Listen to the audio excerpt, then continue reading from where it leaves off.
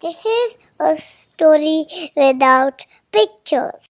But if you close your eyes, you can imagine anything you want.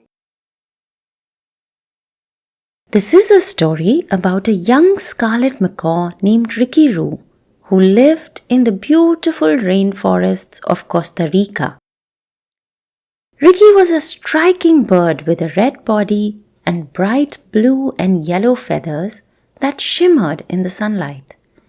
He loved to show off his beautiful wings, and he would boast in his loud, cheerful voice to anyone who would listen. I'm the fastest macaw in the world.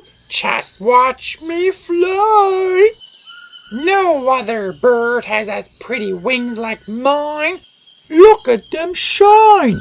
I have the loudest and most beautiful voice. Just hear me sing.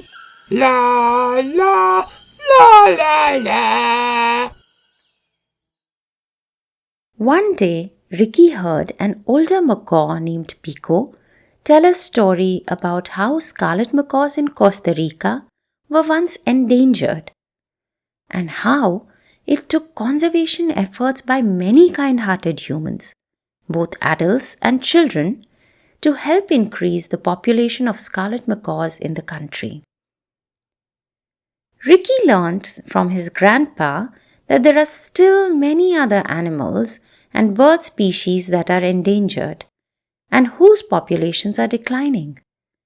Upon hearing this, Ricky decided to take a journey to find other endangered animals and hear their stories of bravery and learn from them, and maybe also try and help these creatures. He prepared for his journey and promised to be patient and kind with others. I will remember what you told me about each bird and animal being special in their own way, and I will respect them and be kind to them, unless, of course, they want to eat me up. No way, Jose!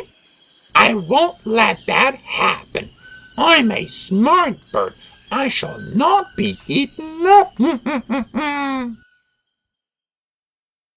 And with that, Ricky Roo flapped his wings and gave a squawk of excitement.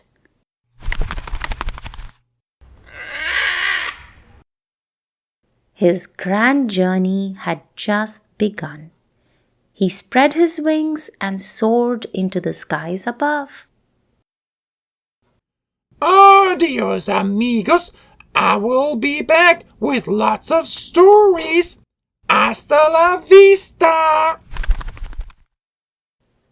This was really the first time that Ricky Roo was taking a long flight and flying out of the Costa Rican rainforests. He started to fly south, and after about 2 hours of flying, Ricky started to feel tired and felt that he needed to take a pause. So he swooped down to find a tree to perch on, shut his eyes and rest his wings. The moment he landed on the tree, the sight before him jolted him wide awake. It was like nothing he had ever seen or imagined before. The lush green leaves of the tree swayed gently in the warm and humid breeze. Through the canopy of the trees, Ricky could see a bustling cobblestone street below. A man was strumming the strings of a box-like instrument, producing beautiful melodic sounds. And Ricky could hear the sounds of little humans, playing, laughing, and having fun. There were massive box-like structures on the street that were very colorful.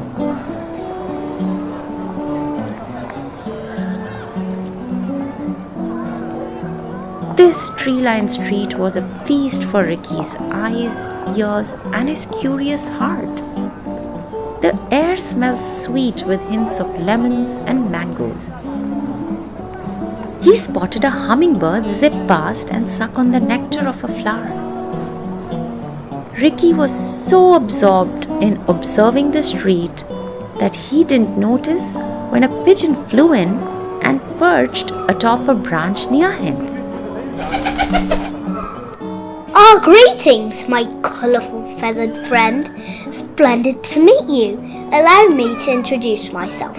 Name's Pigeon, Margaret Pigeon. You can call me Madam Maggie, although I now live on this central street in the city of Panama. I am originally from London and a proud member of the British Pigeon Empire. Hola, amigo.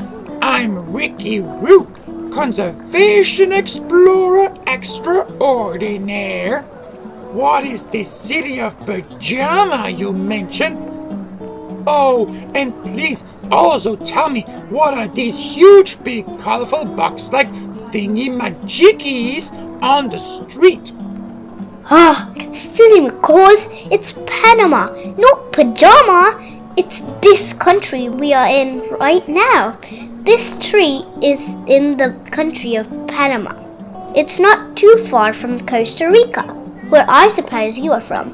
These box-like colorful things are humans' nest. Nests? For humans? Do they really need such big nests? Need? No. Want? Yes. Humans always want more than they need. Oh, and what is this British Pigeon Empire you're a proud member of? The British Pigeon Empire. It spans the entire world, from the frozen lands of Siberia to the sandy beaches of the Galápagos Islands. British pigeons reign supreme. We British pigeons are everywhere, watching all the natives in different parts of the world. Won't you agree that we are the most beautiful birds on this planet Earth? And might I dare say, I'm probably the most important pigeon in all of it. But Madame Maggie, don't you think there are many other beautiful birds, like maybe scarlet macaws? We have beautiful feathers, but we don't have an empire like you. Anyways, what is this Galápagos Island you mentioned? Where is it? What kind of creatures live there? Are they endangered? I'm on a quest to meet other endangered birds and animals. I'm quite curious. Oh, Ricky, you really are an ignorant bird. Galápagos Islands are a group of islands west of Panama. They're made of ancient lava from volcanoes that erupted millions of years ago. The magical ocean there is filled with strange and amazing creatures you won't find anywhere else in the world. I hear that they have some rather strange looking birds too.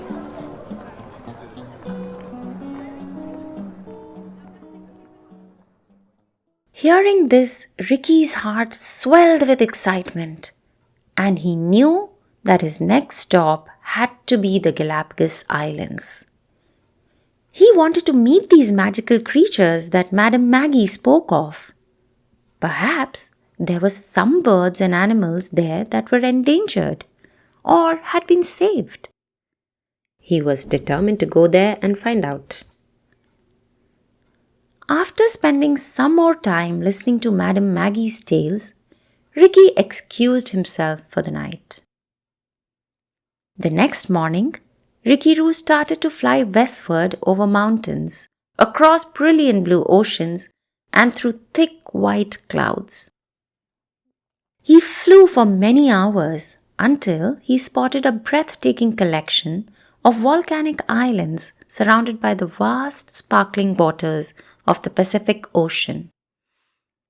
He started his descent and noticed that foamy waves were crashing against the rocky shores, and tide pools were shimmering in the sunlight, reflecting the sky like tiny mirrors. As he flew lower and lower, Ricky saw black lava rocks, golden sandy beaches, and heard the waves crashing in the turquoise ocean waters, just as Madam Maggie had explained.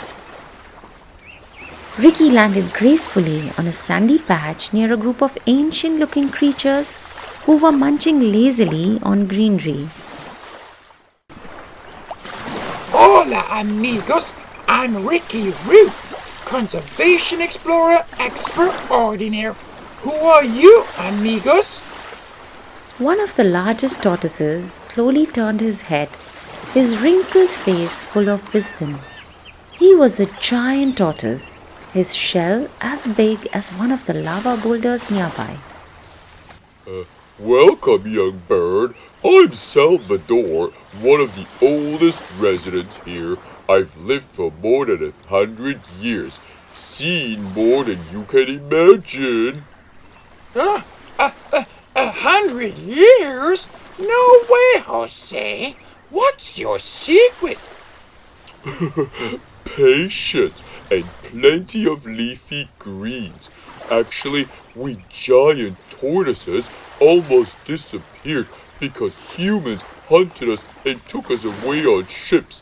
But we're making a comeback now. That's incredible. That sounds so much like the story of the scarlet macaws of Costa Rica. We were once endangered too. Tell me more, Senor Salvador. You see, Ricky, there was a time when my kind nearly vanished. Long ago, sailors arrived on these beautiful islands and found us. To them, we were a convenient source of food because we could survive for months without water or food.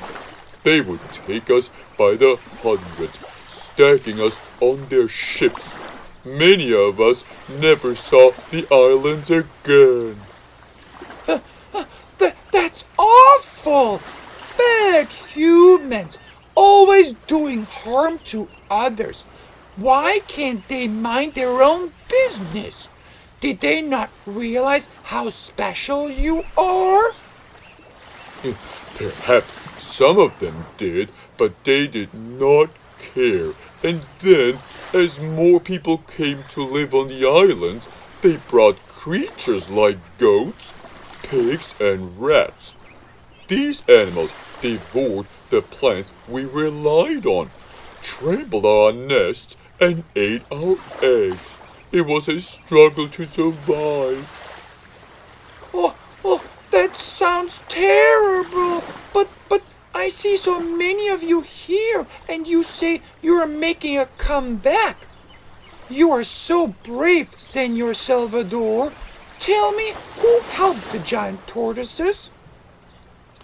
Humans can be mean and destructive, but they can also be very kind and resourceful. Many conservationists recognized our plight and began to act. They built breeding centers where they protected our eggs from predators.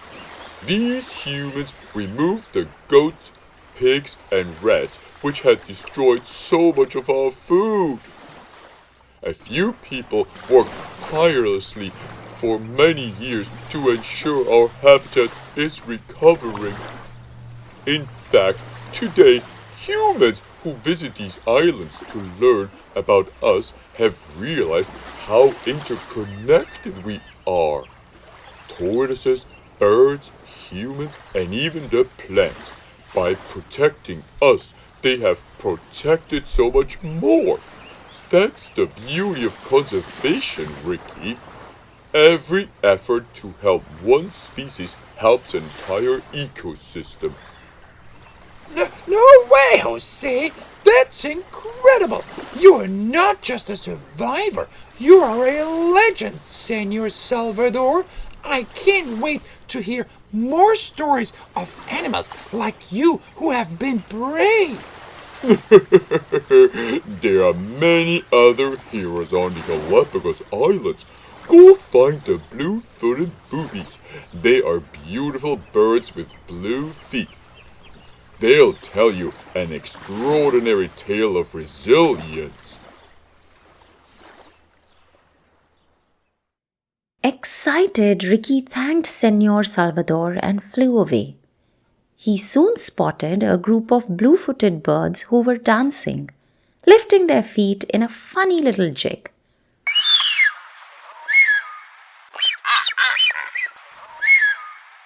As Ricky Roo hopped closer to the birds, he couldn't help but marvel at their bright blue feet. They seemed to glow against the dark volcanic rocks, like little jewels on the shore. Hola, amigos! Are you the blue-footed boobies? I've heard amazing things about you. Hola, you got it. We are the blue-footed boobies indeed. I'm Bella. And who are you, Fancy Feathers? I'm Ricky Roo, conservation explorer extraordinaire. Senor Salvador, the giant tortoise, told me that you are heroes of the Galápagos Islands and that you have an interesting story about survival. Tell me more, Senora. I'm all ears. You see, Ricky, our fabulous blue feet aren't just for show. They show how healthy we are. If we're not eating well, they turn dark. And that's a big problem.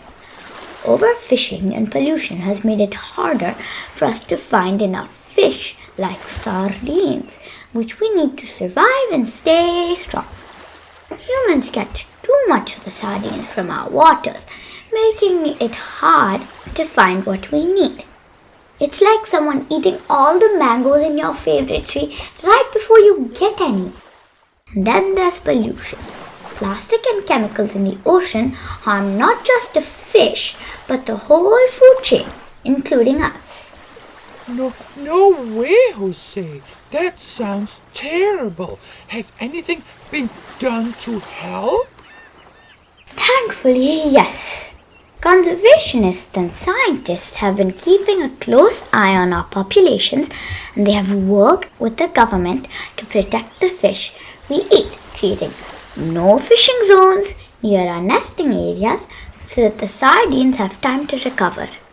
People have started cleaning up the beaches and oceans, reducing the amount of plastic they use, and raising awareness about how littering affects creatures like us. Children especially have been amazing at learning to recycle and use less plastic. That's amazing. Teamwork between humans and nature. So our blue-footed boobies are on the road to recover? Has your kind made a comeback? Yes, we are. It's not easy and we still need everyone's help. Always better when everyone works in harmony. Whether you've got feathers, fins, or feet as fabulous as ours. We're resilient birds. As long as people keep working to protect the oceans and fish we need, we'll keep dancing. Wow! You're dancing your way to survival. And what a dance it is. I can't wait to tell everyone I meet about the clever, resilient, blue-footed boobies. You bet, Fancy Feathers. Care to join the dance? Ricky tried to mimic Bella's moves, lifting one foot, then the other. The boobies cheered and clapped their wings. Ricky Roo's heart was full of admiration for Bella and her kind. As he was deep in thought of where his next adventure would take him, Ricky heard a beautiful bird call in the distance, a kind he had never heard before.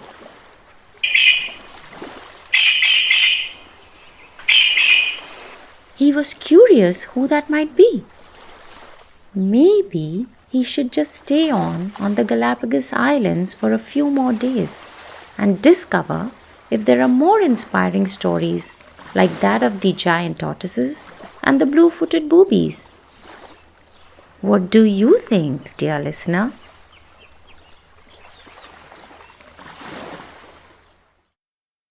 That wraps up this adventure. Next time, we'll meet another wild friend. So stay tuned. Remember, even small actions make a big difference for wildlife. Let's stay curious, keep exploring, and care for our amazing planet. See you soon!